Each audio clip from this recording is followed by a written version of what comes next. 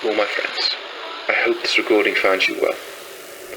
It is pleasing to know that I still have some friends in the Order, and that I didn't completely burn every bridge when I left. That being said, I feel going forward, if we need to continue this arrangement, there must be two ground rules. Firstly, never attempt to contact me directly.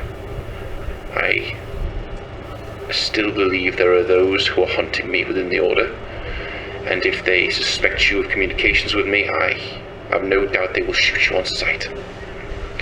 Secondly, I would ask that you trust that all the information I supply has been hard-won with research and study. I've had to do many unpleasant things to get this knowledge. A lot of things I'm not proud of. But to fight the monsters in the dark that eat away at our Imperium day after day, we must understand them. We cannot be ignorant to their intentions or their methods. That being said, here is my overview of the Genestealer infestation threat, more commonly known as the Genestealer cults. Now, to call the Genestealer infestation a cult, I believe, is a mislabeling. They are more akin to an infection.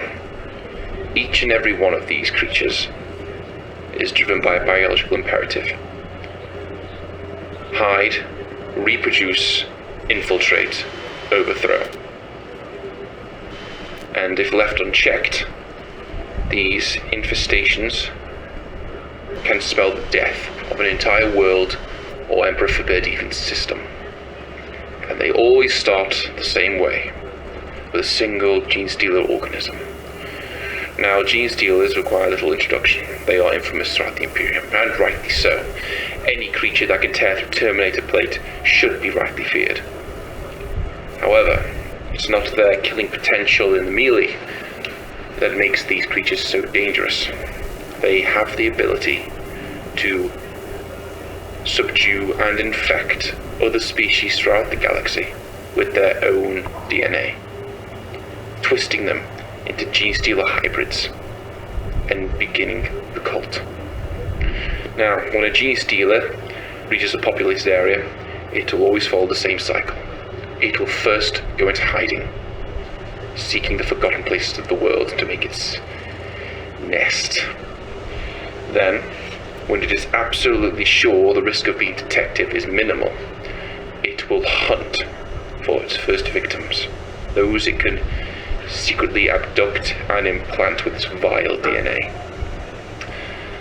The victims are first subdued with this hypnotic gaze, and then, using an organ known as ovivisor, they are implanted with a section of the creature's own DNA.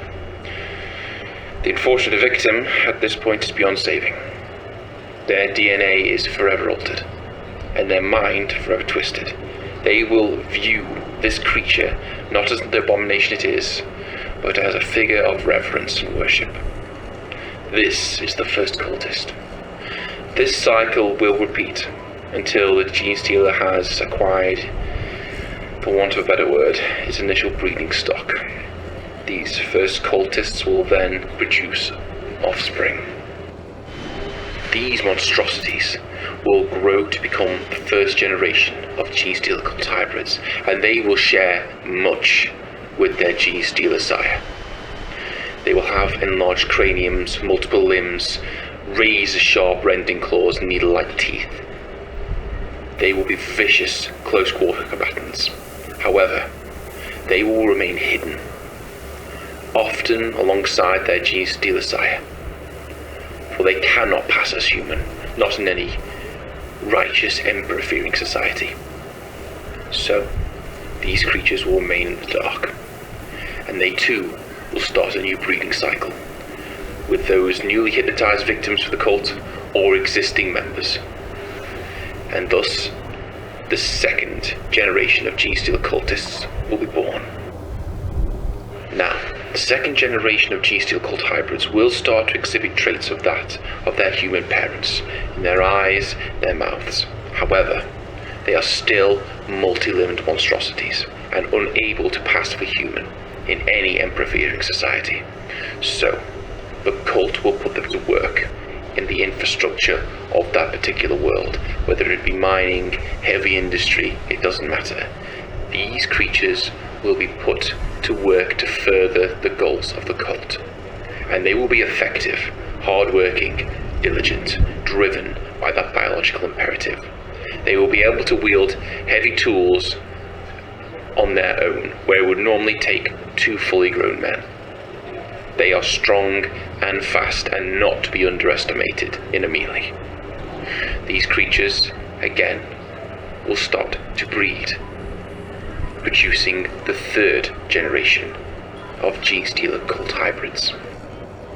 Now, the 3rd generation of Genestealer cult hybrid will, at a distance, be able to pass for human.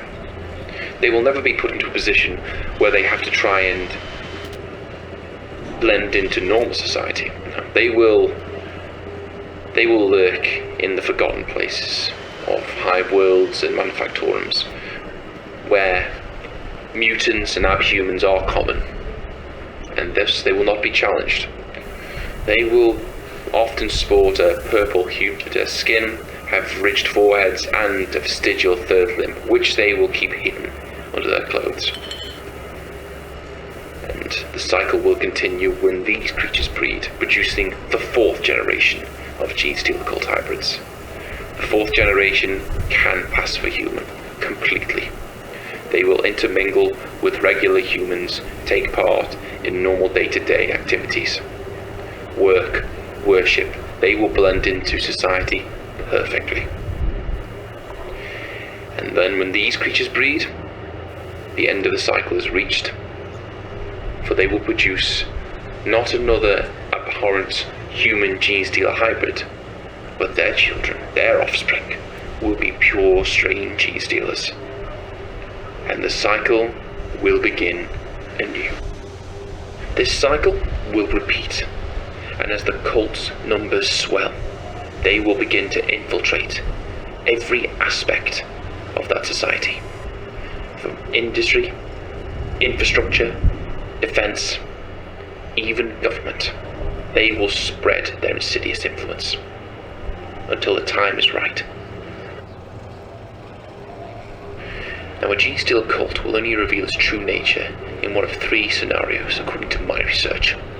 Firstly, if it is discovered prematurely, they will engage in a guerrilla war of sorts, trying to remain hidden, not attempting to achieve victory through arms, however to evade capture, so the cycle of breeding and infection can begin anew in a safe location.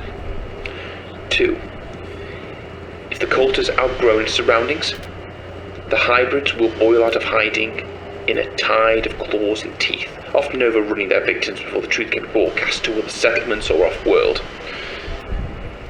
It's this way that many cults remain hidden for so long, leaving no witnesses to their atrocities and using their influence to hide evidence. Many of the defenders who face a cult that has reached its full potential will find that the battle is lost before the first shot is fired. Their communication lines cut, their resources run dry, their ammunition stores empty. They will be overrun before they know what's truly happening. Now, the 3rd is probably the most terrifying. A Genestealer cult can also, according to my research, be compelled to attack by an encroaching Tyranid hive fleet, for these creatures are Tyranid in origin, and thus I believe the true nature of the cult is revealed. They are an infection, a weapon used by the forces of the hive mind, by the Great Devourer, to destabilize worlds in preparation for consumption. While the Tyranid hive fleet attacks from orbit, seeding the world with warrior organisms, the Genestealer cult will attack from below, destabilizing any defenses the planet has. Any world unlucky enough to find itself attacked both from without and within stands little chance. And when the defenders have been put down, the Tyranids will turn on the cultists, consuming them as they would any other organism. but by this time, the cult will have more than likely sent Genestealers off-world or to different settlements for infection. And this is how this particular cult spreads. Not through faith, but by infection, by tainting human DNA, by twisting our nature against ourselves. And in the end, they are victims of the Tyranid menace themselves. Little more than weapons to be used and consumed like any other Tyranid bioform. If a cult is discovered prematurely, there may be chance for that world, but they are experts in evasion and hiding. It would require a dedicated team or fighting force to root them out and expunge them completely, to make sure no trace of the infestation is left.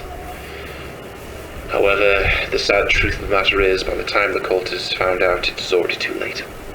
And there is only really one solution. Exterminatus. Wipe the board clean, to make sure there is no chance of the infection spreading off-world to other societies or places to infect. The nature of the Genestealer cult is insidious, but it is, as I said, a weapon, in my opinion. A weapon created and utilized by the hive mind, by the Great Devourer, to further its own agenda of consumption. Report ends.